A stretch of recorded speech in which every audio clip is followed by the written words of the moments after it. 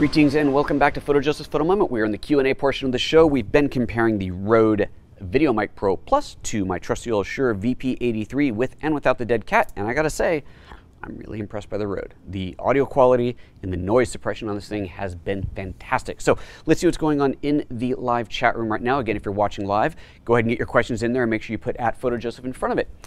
Serge says, it is possible to DIY make a cable that would give the mono signal unchanged to the left channel and minus 10 dB attenuated to the right channel. Correct. This way any mic will have a safety track. Absolutely right. So what he's saying is you could take this cable coming out of your camera and plug it into another combination of cables, essentially, that would split the signal and take one of them down 10 dB. Absolutely, you could do that. I haven't tried that before, but it does clearly mean another piece of hardware strapped onto here. I don't know how big that solution would be, but something tells me it is not going to be, it's going to be something more than just a little cable in there. So yes, you can DIY that for sure, but having it built into the microphone is pretty awesome. Jake says that was interesting. I expected the dead cat to do better, but it didn't. I concur. I really, really agree with that. I was very surprised myself. I definitely thought that while I expected this to be good, I expected this to be dramatically better, and it wasn't. Go figure. Sarah says the GH5's limiter is digital. It lowers the signal in analog circuit for some minus 10 dB and raises it when there is no peaking back to plus dB digitally. Okay. Cool. Whatever the explanation, it works really, really well, which we heard in there. Serge also says, as you mentioned, it raises the noise floor that way for the same 10 dB. The cable above would not do that. Well, the noise floor was raised if we had the mic set at plus 20 and didn't have the safety track, then everything is recorded with that higher volume.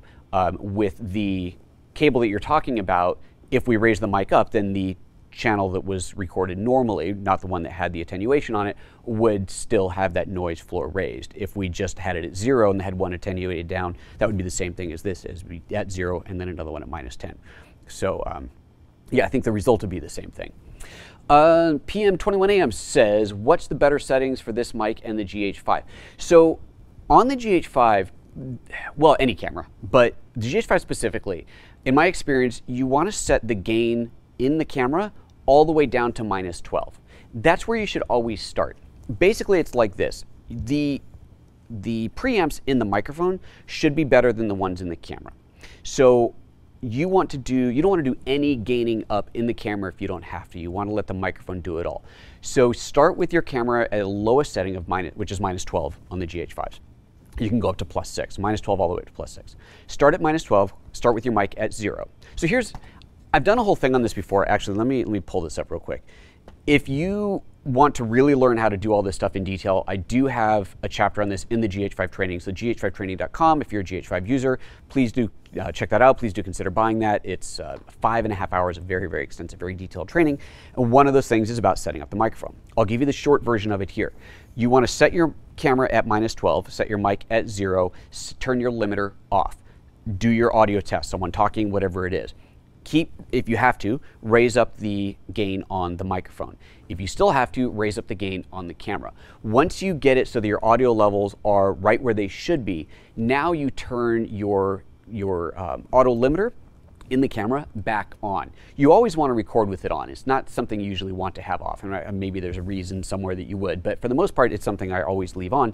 But if you have that limiter on while you're setting up your microphones, you won't realize that you've cranked the mic up too high because you won't see any peaking because the limiter is keeping you from peaking. So minus 12 and 0 to start, raise the mic first, raise the camera second, make sure that limiter is turned off while you're doing that. Once you settled on a level, turn the limiter back on. Again, for more details on that, head over to gh5training.com and you can download the whole course there.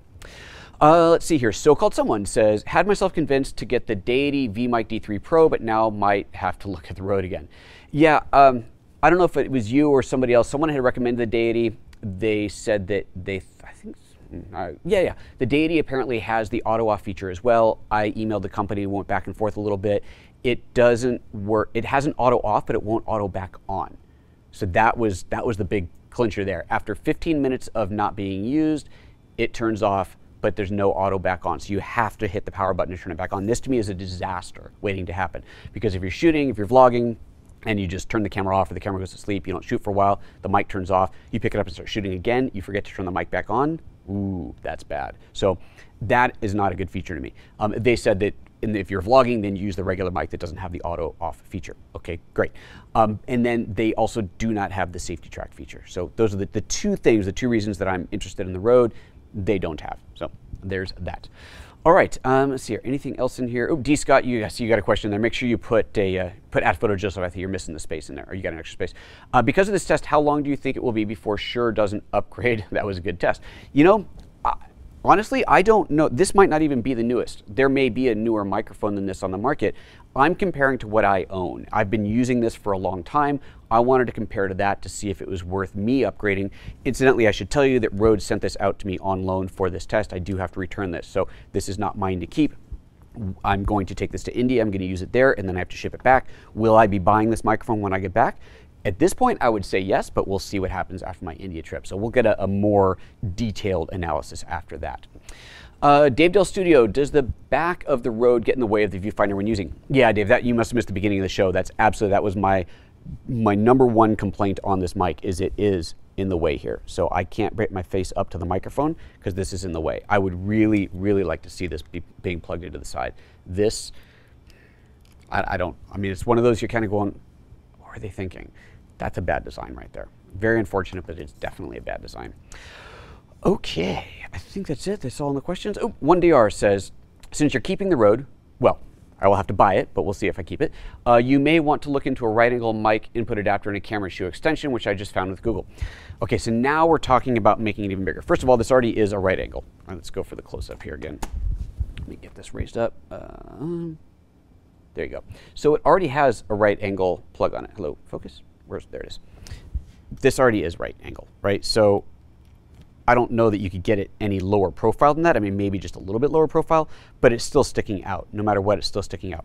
Now, if you're talking about what'd you call it, a shoe extension, sure. Let me take this cable off of here.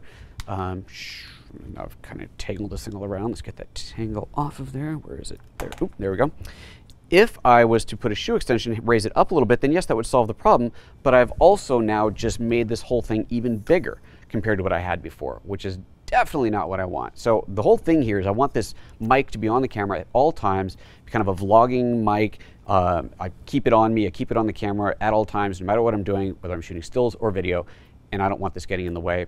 This is getting in the way. So that, and making it bigger is not going to make me happy at all.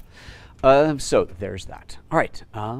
That's it. All right, guys. Hey, great Q&A. There was some good stuff in there. Thank you very much for those who participated, and for everybody else who's been watching. Hope you enjoyed that. All right, guys. We're done for the day. I've got a live training tomorrow, another show on Friday, another show on Monday, and then I'm heading off to India. So, yeah. We will see you soon. Take care. Bye-bye.